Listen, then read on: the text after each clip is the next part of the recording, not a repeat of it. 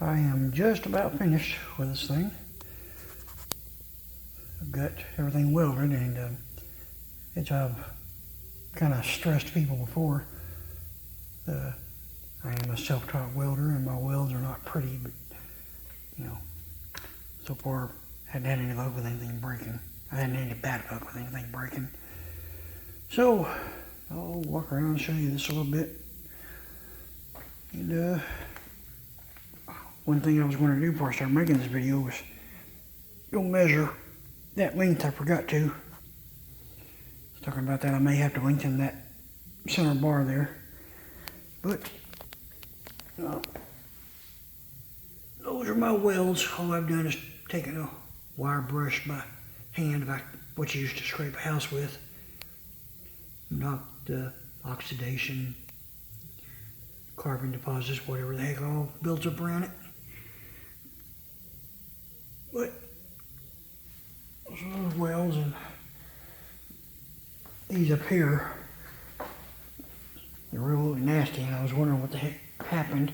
At first I thought maybe there was oil contamination. It's over here on this one. I thought it was oil contamination because I'd used oil to drill the holes in this metal. But I later realized I had the fan on in here and it was pulling the gases away from shielding, and looks like a lava rock there. That side over there, I guess, was behind the direction the wind was coming from. They didn't do as much over there. But anyway, the only thing I have left to do is I got to drill a bunch of damn holes, and my little stair-stepping drill bit from Harbor Freight.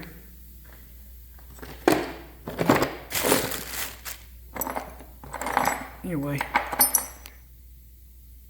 like that right there. I've got several types, but the one I got to drill these 1/2-inch and 3/4-inch holes with is dulled out on me, and I've got all that I can out of it.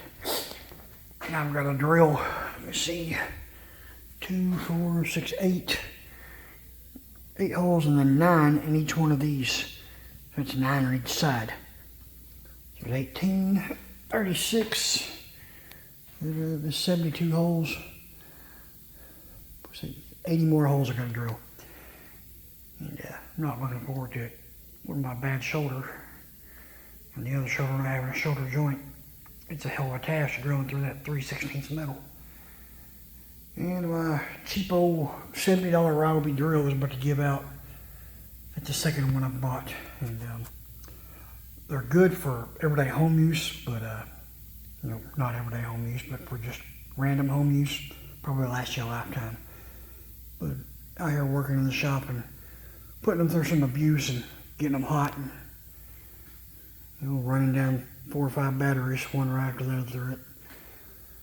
I stripped the chuck on one, and this one here, the batteries are all starting to get weak on it, and the motor's starting to smoke a little bit whenever I bear down on it. So yeah, even with bad shoulders, I guess I push hard enough to overwork one. But the only thing that I may do, I seen it on a website when I first got the blueprints for this. I have to go find it, I can't remember it.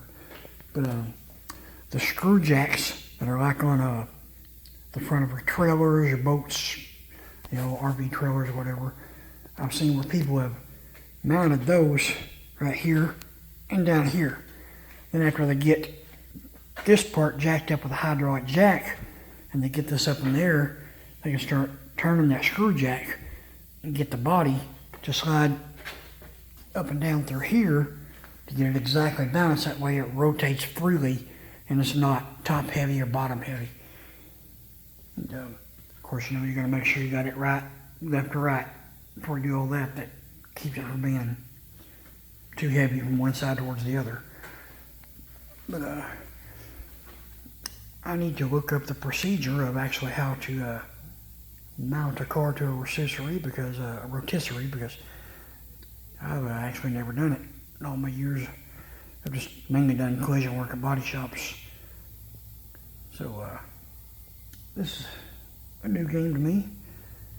But I need to make sure I find out the correct procedure to mount it, and then if it's possible for one guy to lift it. You know, because I'm assuming if one guy's doing it, you're only going to be able to lift it a little bit at a time. You know, I guess 3/4 of an inch at a time on each side, because you don't want to flex anything and end up ripping sheet metal, or because that is what will happen before any of this stuff bends or breaks, I'm sure.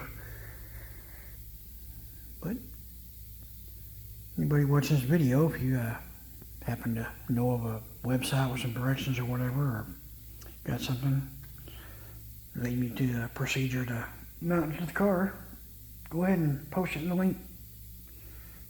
That way, there might be someone else needing to know the same thing. But and, that bar right there in the center, the directions I got, I've said this before, it's got it's Red Wing Steelworks, and let's see, there's the website. This is free blueprints. You don't have to pay anything for them.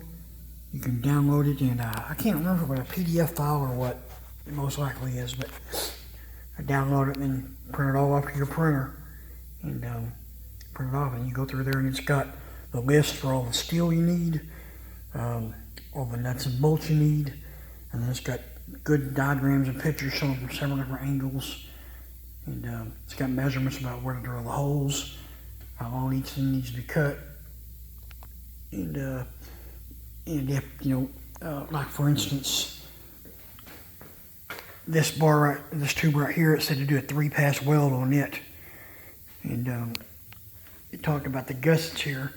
It said these gussets weren't necessarily for strength. I mean, sorry, those gussets down there, these gussets are the only ones that are really needed for strength.